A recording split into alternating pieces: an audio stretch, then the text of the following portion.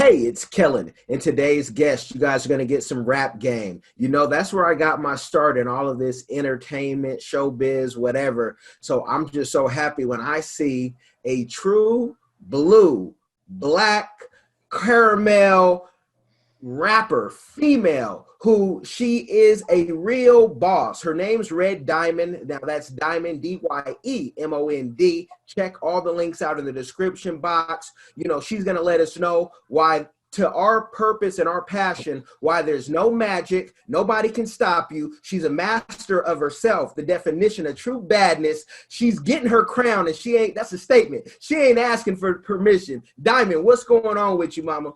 What's up, man? Man, I appreciate the interest. Yeah, nah, it's worth it, because I mean, you are like a diamond in a whole bunch of, you know what this music game is doing right now to everybody. You know, men are wearing dresses, women are taking care of the kids, the men don't have to have a job. I mean, I don't know what's going on, but it's a crazy scene right now. I want you to talk about music as a professional musician. Where do you see, are we about to see with this whole COV thing, people going back to what matters in life and in music? That's what I really believe.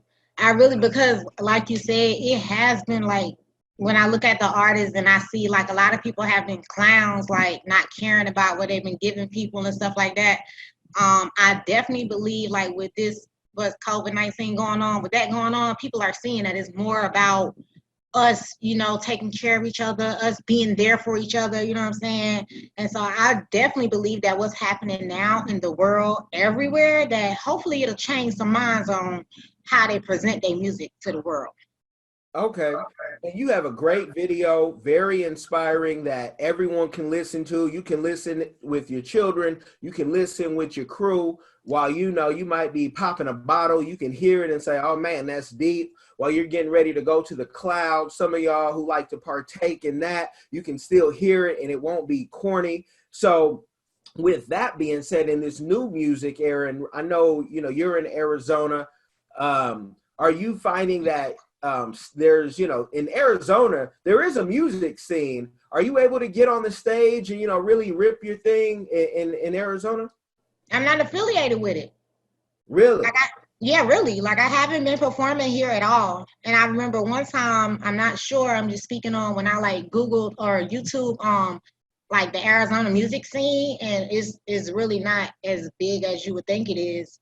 Or maybe it's just getting back, you know what I'm saying? Maybe people are just showing their face again in Arizona, but I'm not affiliated with it out here. I just live here. Okay. Okay. Well, you know, Arizona is one of those states, depending on where you're at in Arizona. You know, if you're in Prescott, it's different than if you're in Phoenix, but it's one of those states where folks from California, they venture off, because anybody from California can be cool in Arizona. Like, you could have been a square off the block and you can be cool now. Some folks are on the run in Arizona. Don't worry, I won't say your name because I don't know nothing about your game. But, you know, it's one of those areas. Now, are you in near Phoenix? I'm in Phoenix. You're in Phoenix. Okay. Okay. I might have a tip or two off air. I just gotta see if my guys are still there. But I enjoy those little pockets, because it's kind of like being in Fresno, California. It's like, it's not the Bay, it's not LA, but if you got real talent, you can, you know, at least get on a stage. Now, with music, I have found, and I got my start in that, I have found that everything is just payola right now. Pay to get on stage, you know, pay to this, pay to that. Can you talk about what it takes to be a rapper in 2020 and beyond? A lot of people, at one time, payola is supposed to be like illegal. You know what I'm saying? Like, you weren't supposed to be able to do it. But now everybody is doing it, and it's like you have to, because otherwise, if you don't got no money, like, it's going to be really hard to get exposure, unless, like, you know, like people like you or Phil, you know, came through and spotted me and, you know, are giving me exposure and stuff like that. But like, you have to pay to get play. And I hear a lot of people saying like they against it, or, you know, they don't really believe in it like that. But I really believe in that you have to take a chance somewhere. You know what I'm saying? Like, just period. Like, you know. It was always like that for the majors because they'd every 7 years get caught for doing some payola and paying and taking over the airwaves, and now they just do it. They've camouflaged it.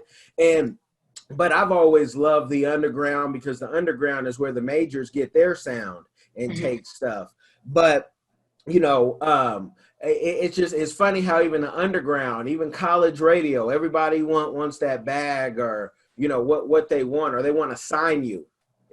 Have you seen that where, okay, you put some music out or you're telling people you do music and they're like, hey, I'm ready to sign you, and it might be a label you've never heard of and they're not really offering you nothing but a piece of paper? Not yet. Not yet? Okay. So are you a true blue artist where you just like to create, and then let's say the business side of it, you're like, man, I don't have time, or I don't have I really don't want to go out there and really push and shake the hands with 100 people to get one yes? What type of artist are you? No, I'm down for it. Like, I'm real, right now, the type of artist I am, I'm kind of focused on creating music and, staying either at home or going to the studio and not really being active out there with the community yet. Like, I'm trying to build my base online and stuff like that. And I'm seeing a lot like Facebook. Like, I checked my YouTube what is it? The analytics. Yes, I checked that on YouTube, and I'm getting a lot of people coming to my channel from Facebook. So Facebook is really a good platform, to help you push stuff and get you more people to listen to your stuff.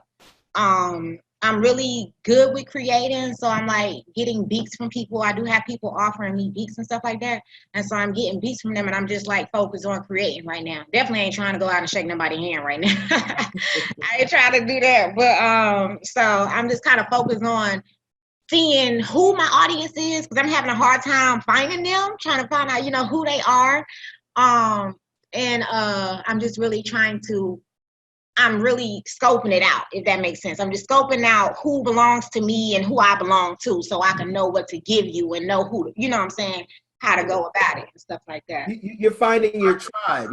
That's what it is. Yeah, it's weird. Now you've been rapping for 15 years. How did you start? And then was it like sometimes you just be in the booth or you just be battle rapping? Like, how did it start? And give us the journey a little bit. No, I never did like battle rap. I never was that type of female. It started when I was 16, and it was just like for fun, hanging around with people and just going to the studio for fun. Recorded my first song, and I realized how easy it was to do it, and I liked it. And so I just started recording from there. I don't freestyle, never did. I always, also back then, like even if you look on my YouTube channel, I have older videos from way back then. They all have the same substance. So I always was that person with music to like, okay, cool, I can use this right here and talk to somebody, you know what I'm saying? Tell them something or try to help somebody, you know what I'm saying? So I always was that artist. I always wanted to use the music platform to speak to people and, just give you some advice. I don't freestyle at all. I'm okay with it. I write my own lyrics, and I definitely use the platform of music to speak to people because, I really don't feel no other way to do it. I'm not an entertainer at all. Like, you know what I'm saying? I'm a good performer, but I'm not an entertainer. Like, I'm not here to entertain you. Like, I'm here to teach or help. You know what I'm saying? In some type of way like that. Okay. And we're going to get into, the difference of that. But I want to then even get more like, so you start rapping, you start getting in the studio. Was it, I just want to be in the studio and perform and do the music there? Or have you had the chance to grace the stages, being from the South? I mean, things are a lot more, they've blown up for the South now, but were you able to ever go on tour or do any of that? No, I've never been on tour yet. And I've been on a few stages back in North Carolina, back in 2012 or something like that, a long time ago. So yeah, I performed a lot, but I haven't been on tour yet. Okay. And is that something, I know that you have, 4 children, is that something that even with 4 children, because I could imagine trying to go on tour, even with my two, and I'm like, I don't know if I want to be gone that long. They got to come with me, for real. They come with me to a lot of places. That's how it is with me. Like, I want my kids. That's why I do what I do too. Like, I make the music to where my kids will never be uncomfortable. You know what I'm saying? Like, I don't make music about sex or anything, you know, that I shouldn't be making music about. That's just how I feel as a woman and as a mother. Like, so if I go to perform somewhere, I won't go to like a hood club to where my kids can't go. You understand? Like, I'm going to put us in a position to where they can always be with me. Okay. No, that's so. Was it always like that? Because you started rapping, you say at 16. At 16, was there any point where you tried to, you know, whatever the masses were doing, I'm gonna try to fit in? Did you ever make any music like that? Yeah, I did. I made a few songs, but it's funny because even though they were it wasn't never like rapping about like me getting drugs or me selling something or me doing like that, but it was more not really violent, but more thuggish, maybe, you know. But at the same time, you say it again? I see it in you. But the thing is, when I made that music, I still had a message in that music. You know what I'm saying? But it was still a little gangster. You know what I'm saying? And I cursed a lot more. As you see in my music now, you don't even hear a curse word like that. Okay.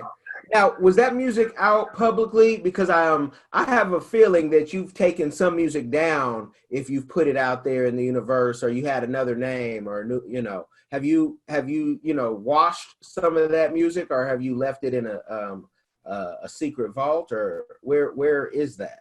No, it's still on YouTube. Now I've taken a few videos like a few days ago off of my YouTube channel, but they're still on YouTube. Through getting free money. That's the people who I was with before. And I don't like to take stuff down because I want you to see how far I've come. You understand? So I want to keep all of that on there. So now everything is still on YouTube. Okay, now so if folks go look and try to see the you know, the transition that you made from gangster, which I mean, when I see you, and I even see you rapping, and I got comments from the interview that you did, and it was like, hold on, did she like women? You know, and I said, wait, that woman is a gangster. I don't even know that woman. That woman is a gangster. Don't let that petite, you know, she looked like she still could be a teenager. Don't get it twisted. I know a shooter when I see one. And I'll leave it at that. But you know, I can see it. So I'm gonna be checking for that, because I couldn't find that. Now, when you did that transition, at what age was that where you're like, okay, I can't do that anymore? 24, 25, something like that. But I wasn't really that hard, like trying to like kill people or talk about fighting somebody, you know. I was just a little more gangster with my words, you know what I'm saying? Like, if I don't really know how to explain it, but I still wasn't violent, but I was still trying to, I was still on just a little more thuggish, if that makes sense, and did a lot more cursing on there or whatever. But okay, you're that woman in the movie that we would watch on Netflix, and they wouldn't even see you coming if they weren't, you know, if they weren't in tune on the vibration. And it would just, oh wow, and then you shock everyone. But let's talk about at 16, when you are so impressionable, and you know, you're not thinking about the future like you are now, and for your children, and being a petite, beautiful woman. Were there ever times where people say, hey, we need you to wear these hot pants, or we need you to, you know, to do this or that in the music industry? Because it's a corrupt industry. I mean, the industry, Harvey Weinstein and folks they haven't even hit the surface of what has been going on. So was there ever that time where people would, you know, even try to try you?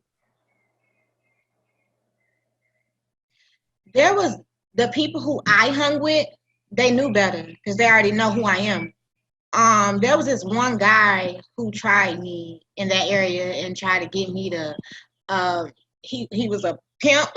He tried to get me to do that or whatever. I'm like, man, you got me messed up. Like, I put him in his place. You know what I'm saying? That was like the only time.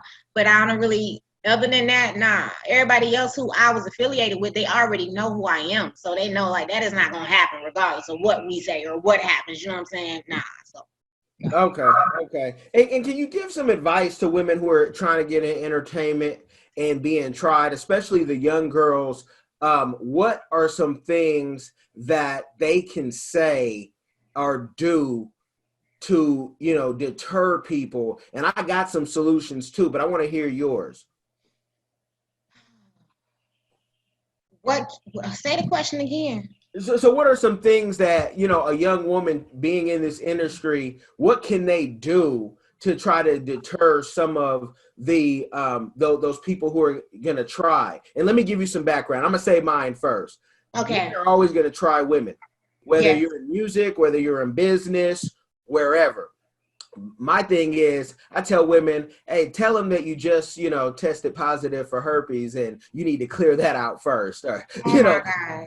say something just off the wall that a Uh-huh. normal person would be like, oh, nah. Now you can say, hey, I got COV. Are you Uh-huh. down with me? Like Naughty by Nature. You down with Uh-huh. COV? Yeah, you know me. So what are some things that they can do? Because a lot of women come into this and it's not, you're naive. A lot of men come in this, they're naive. And don't think that women were the only folks in the entertainment industry on their knees trying to please. There's stories that haven't been told that, one day shall be told that these folks were trying everybody. So you really think like that's kind of like the only way if you want to be big? You feel like a lot of these women don't have a choice? No, I'm saying that people get put in positions that, and women are the majority of those people. Everyone has a choice, but my thing is, I know doing this for 20 years that there were folks who felt like they had no choice, and if they didn't say yes, because if you didn't say yes, you're not getting on the cover of that magazine or that TV spot. And it's not just a sexual thing. Is if you didn't say yes to do your music like this. I mean, that's proven. Artists would say the A&Rs are telling us how to do hood music because you got some, Jewish kid from the suburbs saying that's not hard enough. So I was just wondering if there's anything from a woman's perspective that you've seen that's worked, because the way you carry yourself, and it's not that the clothes that you wear, but it's who you are, like inside. Yeah. I mean, that pimp who was trying you, I mean, he must have been new to the game. I'm gonna say this for the young women, because you got to understand it is so hard to really be yourself out here. It's so hard to stand up for who you are because there's a lot of people out here who try to be popular or try to fit in. You know what I'm saying? They just going along with whatever just to be it. You know what I'm saying? So it's really hard. So the advice that I would give them is they got to get close with God. They got to find out who they are, and they have to stand up for what they believe in. Not what nobody else believes in, but for what they believe in. You understand? They have to master that. Otherwise, you're going to get somebody can make you do anything. So it's the main thing I would say to them is just master who you are, stand strong, you know what I'm saying? And don't back down, because you always got somebody that's watching you, and it'll make a difference if they see that you ain't back down. You know what I'm saying? Yeah.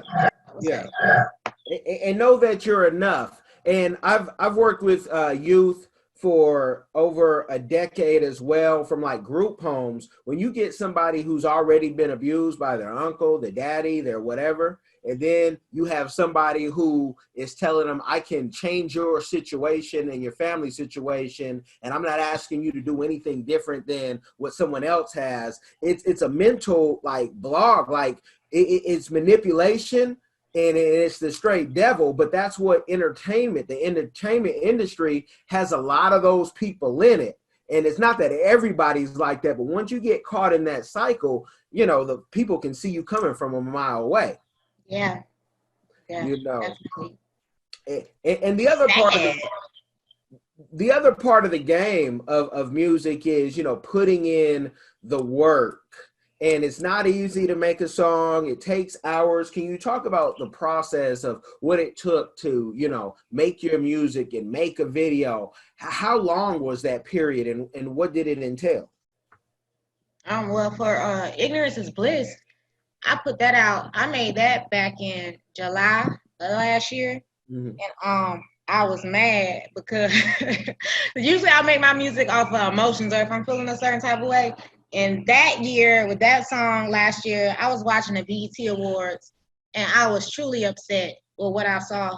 And I really, really got mad. And so I was like, yo, I can't take this no more. I couldn't even watch it. Like I walked off. And so I went to the car and I was like, yo, I gotta write something. And so I went to YouTube. I did go to YouTube and I found this beat and I fell in love with that beat. And I contacted that man and told him I wanted to buy that beat. I needed that beat and I made that happen. And I started right into that song. I think I wrote that song in like 30 minutes, like if that, you know what I'm saying? Like it's just the emotions that I got from watching the BET Awards and how people just look stupid on there, man. I ain't even gonna lie. Look stupid, you know what I'm saying? It was embarrassing to watch that. And so I was like, okay, I need to push this song because it's a really, really powerful song. It's dope, you know what I'm saying? It's powerful, but it ain't boring. Like it's dope. It's something that you could be in your car and you could be, vibing to. And so I got it distributed in December. It came out in December and I was like, yo, I gotta do a video to this song. And so as you see from July to December, you know what I'm saying? It took those months for me to even get it distributed and stuff like that. And then I just kept telling people, just stay tuned. It's all about me being focused and knowing that I'm going to make this happen. You know what I'm saying? I got to do it. Even if it takes months, I'm still going to make it happen. So I got it distributed. And then I found a guy out here. I got all my thoughts together on how I wanted it to look and stuff like that and what I wanted to have on and stuff. And then I contacted a guy, and a few months later, we talked about it. We talked over the phone about how it would be done. Sound Vision Film, shout out to him. He's a cool guy. And we just did the video. So it went from me making the song, me really being in tune with what I was saying, and then me thinking, y'all, I got to get this song out here so other people can hear it. And so I did it like that, pushed it out there, and then I just decided to make the video, and I had to, get the money together and stuff like that to make it happen. Okay. And did you use DistroKid for distribution? No, I use them now. I use the Muse to distribute that song. Okay. And so, taking the months to do, because sometimes artists get frustrated and they're like, man, I need the music is hot. I need the video. And even if they have the money, it still can take a minute to get the video done. How long did the video take to shoot? Well, he had some other things to do. It took us a week, like at first to get it done. We did it on like a Wednesday or something. We got started on a Wednesday, finished on like a Saturday or something like that. And then after the video was done, like he, had to do everything he had to do to it. It took like a week for me to get it back. Okay. So everything does take time. Okay. I was telling everybody, be patient because I was waiting for it too. I was excited. I couldn't wait to see it. But it takes time. And then when it comes out, you got the distribution, and now everybody says, well, you got to spend, money on Facebook ads and money on YouTube ads and money on this and money on that. What's the process on that for you? Nothing. I just do it. I just understand what my pockets look like and I'm going to make it happen, because I would say anything that you got to take a chance somewhere. That's just how I feel about it. And now from what I've seen, that Facebook crap, that is very beneficial. Them Facebook ads are very, very beneficial to anybody. No matter if you spend $5 on it, it's going to work. It's going to help. If you have the content that, people looking for, it's going to work. Now on Facebook, is your content monetized? I believe so. I gotta double check. Okay. You check your creator studio before you spend another dime, because what we find is for our influencers, they'll be like, oh yeah, I got 100,000 views on Facebook. And I say, how much of that is monetized? And they say, what's that? And I say, hold on, because you can't go through regular Facebook. You need to go through Creator Studio and this and that.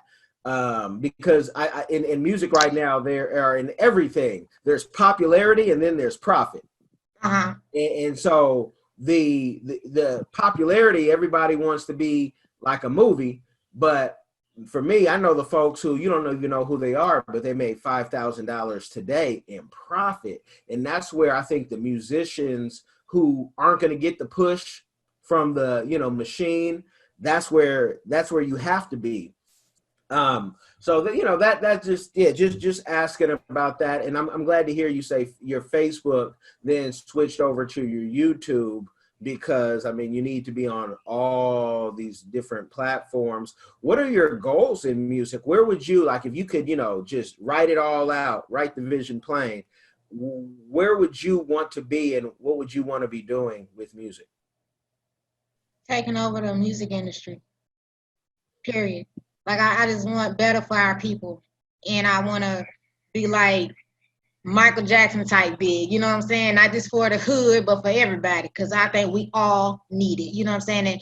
And it just looks like a whole bunch of clowns in the music industry right now. Nobody is even thinking about, I think everybody is definitely just thinking about entertainment, you know what I'm saying? Who could be the silliest person right now, or who can do it, you know what I'm saying? It's all about money. But like right now with the situation going on with this virus, can't you see that it's really, money doesn't even really, it shouldn't even really be that important, you know what I'm saying? Because what matters is our lives. And that's what we seeing with this stupid virus going on right now. So it's really important to the music industry too. It should be, because now you see that people don't need this foolishness that they're being fed. You know what I'm saying? They need some real stuff for their souls. Like, that matters. We matter. So I'm big on that. So I ain't trying to be the next big nothing. I'm trying to be the person to take over the music industry. Okay, you want to set an example for the music industry. Yeah, and then I definitely need a team. You can't do it all by yourself, baby. If I could, I would, but I can't. Like, I need my energy, you know what I'm saying, for a lot of different things, to create my music, to speak more, to be more helpful. So a team, people who know which doors to go through, everybody play their part. You know what I'm saying? Let's make this happen. That's what everybody needs, a team. And that's probably the hardest part in every business. Even solopreneurs, you need a team, because you can't do all your own accounting without missing out on another, $5,000-$10,000. Right. You need a team, and it's finding a team that they know how crazy you are, and vice versa. Yes. That's where, a lot of our leaders, even the civil rights leaders, they had teams. I know they say a lot of, now all this stuff is coming out about this old leader and that leader, but they still had their team together, and people knew what people were doing. But it was the bigger mission was, we got a bigger mission. And so I definitely dig that. I mean, that's a song right there for you. That's a song on COV. And you know what you remind me of? A new school, The Boss, mixed with, and I don't even think your best music is out, to be honest. I'm just going to tell you something. And I don't think your best music, I don't know if you're hiding it in the notepad, but K Reno. Do you know K Reno? I never heard of him. K Rhino, I'm gonna send you some stuff on him, but his stuff is it's so deep, and he's part of that Houston clique. Like, he was there when Screw and all them were doing their thing. He might have been going in and out of jail for some of his other activities, but his music is something you can listen to with your kids, and for the most part, you don't have to worry about him cursing, because it's all just, it's like, wait, he's talking about something that no one else, people probably think he's crazy for what he's saying until it happens. But I don't think your best music is out yet, because I think you still might be hiding it under that page where you don't want people to say, nah, if I say this, they're going to put me on that list. Because I know one of your influences is Pac, and for all the craziness Pac had, he had some stuff that could get you killed. So talk about how Pac influenced you. The only way he did, I understand his age. He was still a young guy. So I see he influenced me by not being afraid to speak, and also not being afraid to stand up for people and actually show that he cares about people. You understand? Like, The only thing I don't agree with him is the violence part. You know, how a lot of his ignorance showed, but I understand why. He was a young guy and trying to like grow on his own and trying to make stuff happen on his own. So I understand why. But I just, he influenced me because he was a great guy, had a great soul, and he really cared about people. Yeah. And you know, we're all multifaceted. So as soon as you, I deal a lot with, sometimes I do church professionally, and I deal with the artists and the movie makers, and I've written a book on the Christian industry. And the reason I wrote the book is I said, y'all ain't gonna drive me crazy or to hell with y'all, because this is the same as the secular. Behind the scenes, a lot of the same stuff. And I like to talk, as you see. And I say what I want to say because you can't fire me. You know, I have, you know, this business, that business, whatever, but I want to say what I want to say. And Pac, he didn't care. It wasn't about the money so much. It was, I need to say this. I need to definitely. And that's a very old school way. Jazzo recently went on Drink Champs talking about how if I need to tell you something and I love you, I don't care how you feel about it. You can be mad, but I don't eat, breathe, or live off your loving me. And so that and nowadays it seems like everybody needs to be loved or liked. If you say the wrong thing, you don't have any friends. That is huge. That is huge nowadays. I'm telling you, that is crazy. Oh my God. Yeah. So with 2020 and the COV, you got plenty of time to, you know, create. What are you doing to, you know, just with your time music wise? Right now, like I said, I'm listening to a few beats. I've written a few songs or whatever. Learning more about it, learning more about the business side. Definitely going to school for it to get more insight on what I need to. You know what I'm saying? That's it. I'm taking day by day, just learning more and more and more. Listening to beats, and if I decide to write something, then I will. Taking day by day. Okay.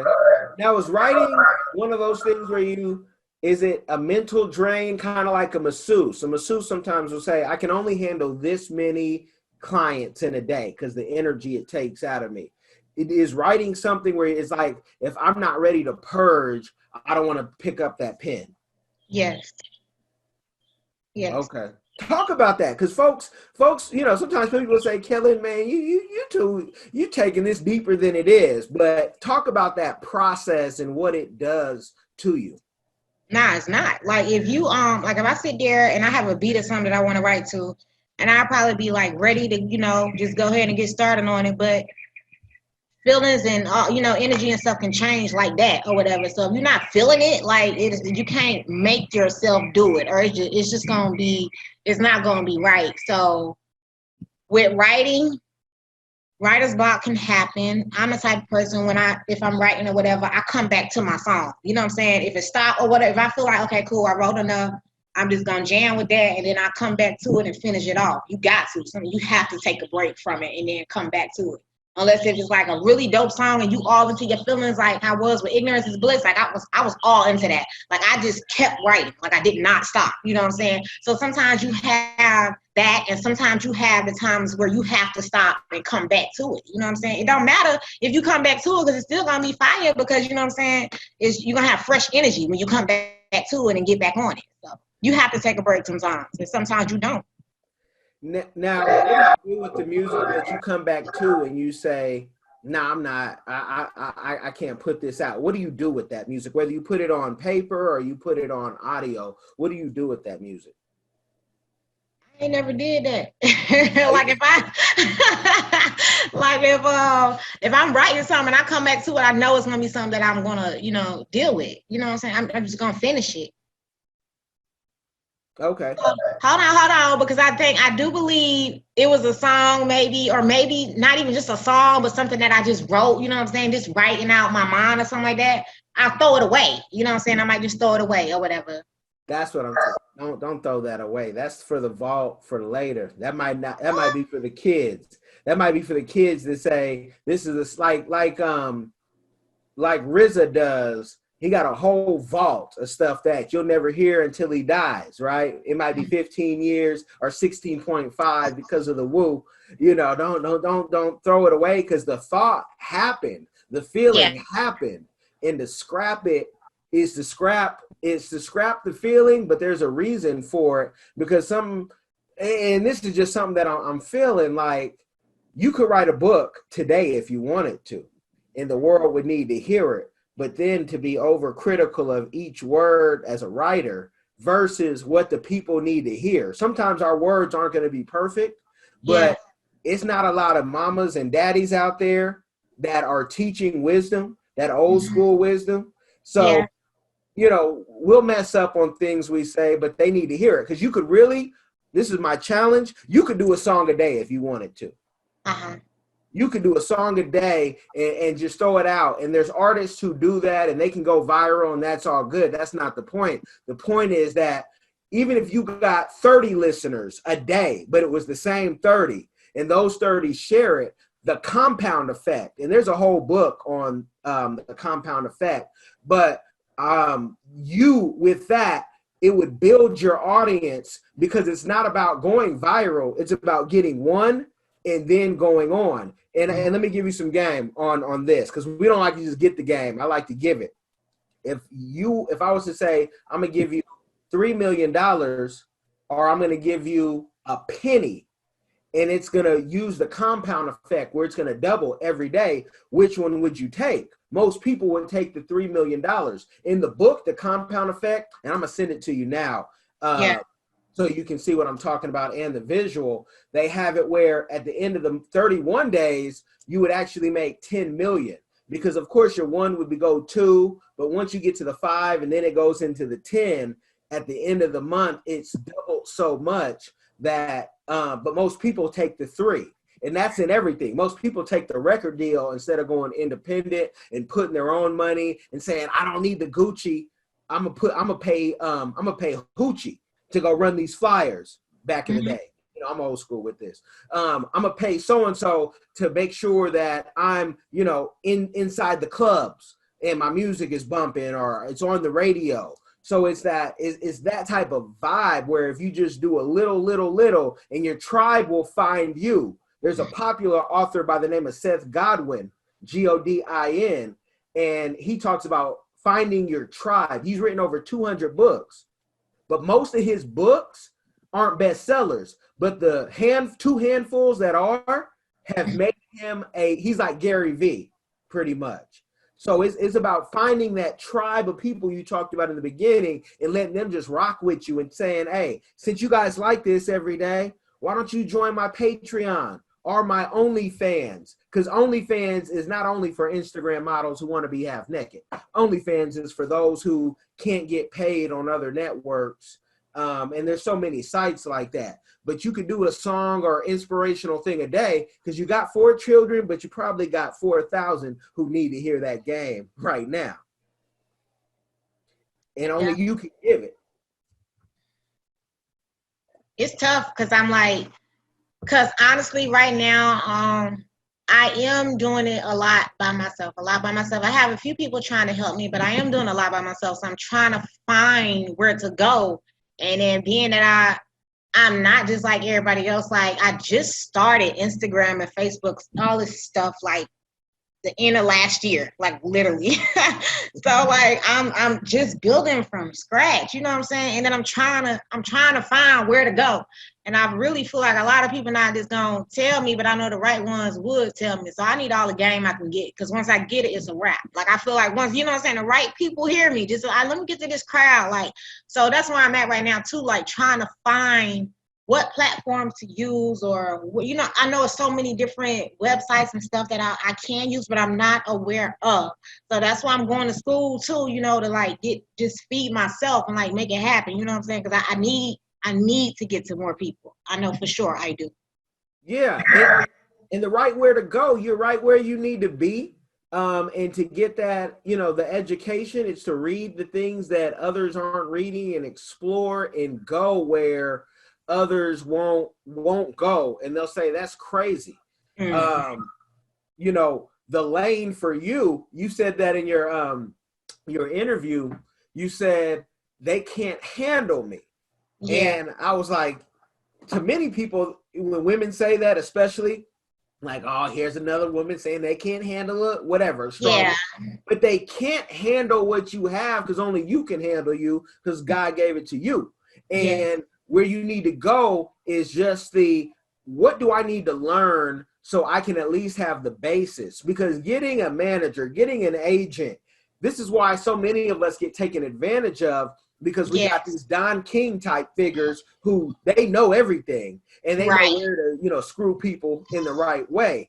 But you got to find a real teacher who will say, hey, look, we're going to make this money and this is what I want to take. Even if you want to be like Elvis's manager and give me 50%, that's not a righteous deal for your business, because you need to put that other money in here and not just give me the 50%. There's very few righteous managers and agents out there, but they are out there and they're all teachers. Dave Ramsey talks about this, the financial guru, that people can Google and see every day, do something new, that you want a teacher when you get a financial advisor. And if it ain't a teacher, man, you need to run, because they trying to run off with your money. So but that's the game. And I tell people that because that's what I do, right? And that's what I am. But I also know that I can't teach everyone. And when I'm gone, people still need to know how to find somebody. Yeah. And so that's why even during this interview, I sent you what I sent you with the K Reno. You got my playlist on YouTube for K Reno, so you can just jam out. But we've given a lot of game. Your links in the description box. I want you, any final words you want to give the people. Actually, I can't even do that. That's not what I do on this show. I'm getting my shows mixed up. What is your community give back? That's what I ask all my guests on this show. What is your community give back? Mine? Yes, ma'am. Huh. That you want to do or that you are doing?